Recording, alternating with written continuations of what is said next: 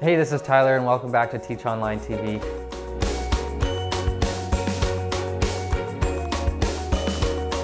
Now in the last video, I introduced you to the topic of joint ventures, and I talked about some of the benefits of working with a joint venture partner, what exactly a joint venture partner is, and where to find some potential joint venture partners to reach out to. Now today I'm going to tell you how to approach these joint venture partners and how to work with them to get them to promote your course to their audience. Now rule number one with joint ventures is that you want to approach them from a position of adding value. You don't want to reach out to people that you don't know and ask them to promote you, especially if they don't know you, because it's basically going to be like spamming them. First step into eventually getting a joint venture with somebody is to add some value to them first. If they've got a blog, go and comment on their blog, share some of their articles. If they're on social media, start a conversation on social media. If they have a Facebook group, get in that Facebook group and add some value to other members in their group. You basically want to do things that get their attention in a good way. You want to support their work, you want to compliment their work. If you can become a customer, that's even better. If you buy their book or you buy their course, that's a great way to get your foot in the door because it shows that you're willing to support their work. So that's rule number one, is always add value before you ask someone to promote you. Do a few things to help them and to help promote their business before you ask them to promote yours. Now once you've done that, and once you're on their radar and they figured out who you are, but you haven't quite approached them yet, the next step is to send them an email. So this is where you want to introduce yourself, let them know who you are, how you found their work, maybe compliment them or say something about what they're doing that you really like, and just let them know that you guys serve a similar audience and that you have a course that their audience might be interested in and you'd like to discuss the possibility of doing a joint venture together. So that's what you want to put in your email, and when you hear back from them, you want to offer to schedule a call. It's very seldom that someone, if they've never met you before, they'll agree to promote you just based on an email. It always helps to get on Skype or get on the phone and actually have a conversation with them, build some rapport, talk about how you're going to work together before you ask them to commit to promoting you. Now, after you've spoken with them on the phone and you guys have agreed that you're going to go ahead and you're going to work together, here's the most common way of doing so. Now, one of the best ways to sell an online course is from a live webinar. So what you want to do is arrange to host a webinar with that joint venture partner. So you're going to be the one presenting. This is going to give you a chance to share some of your best advice with their audience, give them some information that really helps them, and at the end of the webinar, you're going to present your course.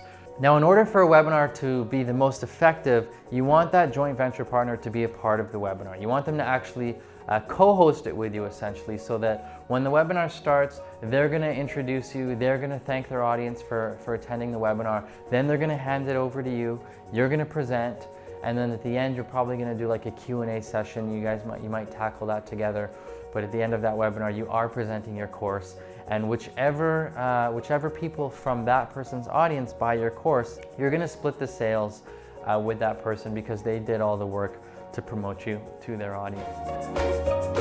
So I'll give you an example of how this works. I'm from Vancouver, BC, and I've been attending conferences and meetups for a couple of years. And one of the meetups that I like to go to is called Internet Masterminds. There's a ton of people who go to that meetup who are all interested in online business and internet marketing. So I started going to those events about 2 years ago. And I've been to dozens of them before, and it's given me a chance to meet other speakers and also get to know the host of these meetups. And over time, I've actually ended up becoming friends with the host of the meetup group. So earlier this year, when I created my course on podcasting, I simply sent an email to my friend who I had spent a good year or two getting to know, and who I knew had access to an audience that would likely be interested in starting a podcast. And I said, hey, would you like to host a webinar together? I've got a course on podcasting. You've got your list of subscribers from your meetup group. We can do the webinar together and we can split the sales.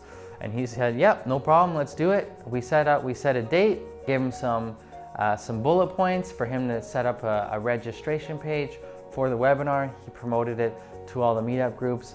We actually did it together in person. We sat at a desk together with our laptops, with our mics. So that was kind of cool. It was kind of like a live co-hosted webinar. I gave some information about podcasting. I finished the webinar by introducing my course, And when several of those people who were on the webinar bought my course, I split the sales with that individual because he's the one who promoted me to his audience. But that didn't happen overnight. So remember, I had spent time before that joint venture occurred building the relationship, adding value. I was going to his events. I was telling other people about his events. We'd hung out a few times outside of his event before we got to that point where I was comfortable asking him to promote me, and he was more than happy to do so. So that's just an example of how this strategy can take a little bit of time because you want to plant those seeds, you want to add value to the people who you're eventually going to ask to promote you. Because again, you don't just want to go out sending a bunch of emails to people that don't know you, they've never heard of you before, asking them to promote you because they're probably just going to say no. So you want to take the time to build relationships with these people. This is a long-term strategy, but it's a great strategy. And one of the best benefits of working with joint venture partners is there's no limit. You can work with as many joint venture partners as are willing to promote you, which immediately removes the limit on how many people you can promote your course to. Because of course, if you're only promoting your course to your audience, you're obviously limited by the size of your audience. So hopefully this was helpful. Again, you can check out our blog. We've got a very in-depth article called How to Work with Joint Venture Partners to Promote Your Product. We'll link to that below the video, and I'll put a link right here as well that you can click on if you want to check that out.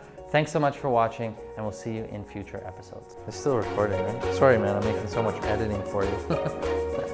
Link to that in the video. Sorry, that'll work.